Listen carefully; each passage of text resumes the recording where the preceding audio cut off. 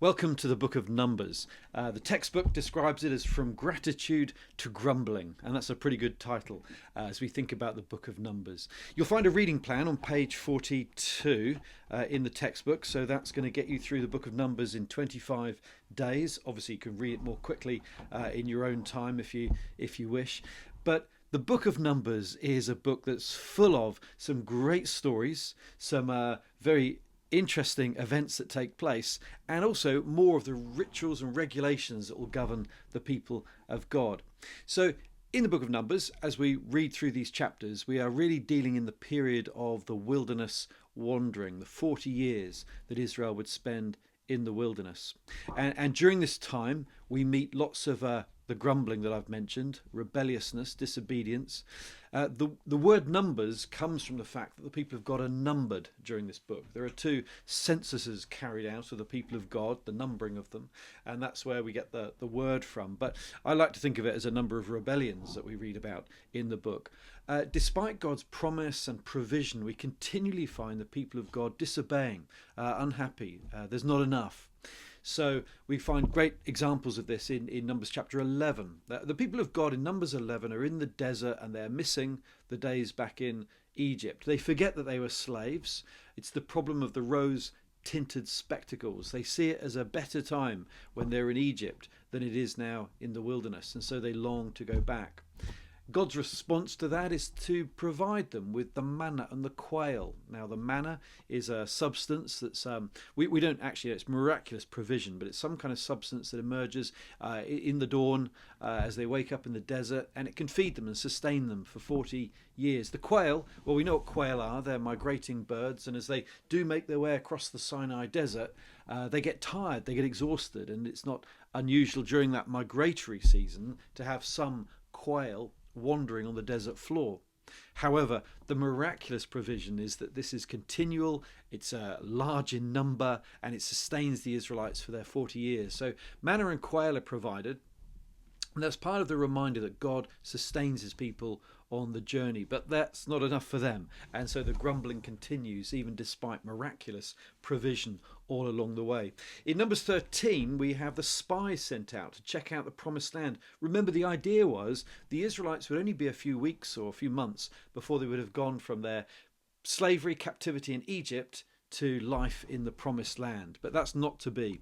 The spies bring back 10 out of the 12 spies bring back an evil report about the land. They speak badly of the land. It's scary, it's frightening. Only Joshua and Caleb speak of the encouragement that there is, that if they are strong, if they are obedient, if they follow the Lord, then this land is a land flowing with milk and honey. So the Israelites are grumbling, they're disobedient, and therefore it will be 40 years before they are permitted to enter the land. Don't forget, the 40 years is not the Israelites getting lost in the desert. They are judged by God, and therefore they must pause in their pilgrimage. And it's a generation number, 40 years, so it means a generation will die out. Sadly, even Moses and Aaron join in that judgment, because Moses is 80 years old, but he could have lived to a very, very great age. But he will only live out the 40 years in the wilderness. And that's because of an incident in Numbers chapter 20. This is the incident with a rock where God is to provide water for the people. And Moses is clearly commanded to speak to the rock, and the water will be miraculously provided. Instead, he beats the rock with his staff twice, and this is not following obediently God's command.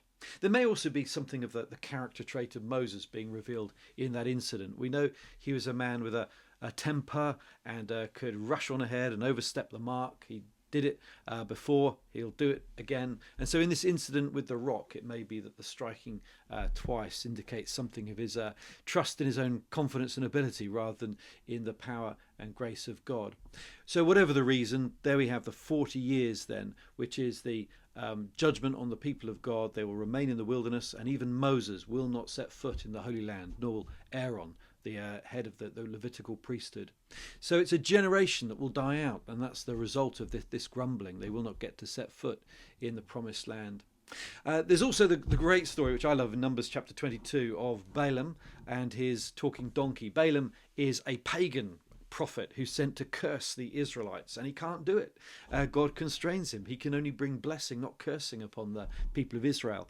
And the key figure, the key character that lets Balaam know that is his donkey, and it's his donkey that confronts Balaam with the truth about God. Just a little reminder, perhaps, of how the whole of creation works in harmony with the Creator and serves his great purpose.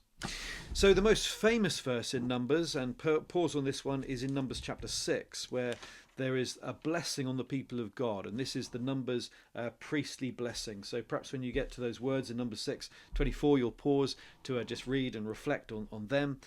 The overall story of Numbers will follow us through in this wilderness period. So though it's the numbering of the people of God, you'll be particularly struck by the numbers of grumblings and rebellions we read about.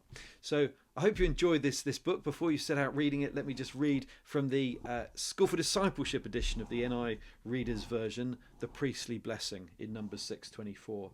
May the Lord bless you and take good care of you. May the Lord smile on you and be gracious to you. May the Lord look on you with favour and give you peace. Amen.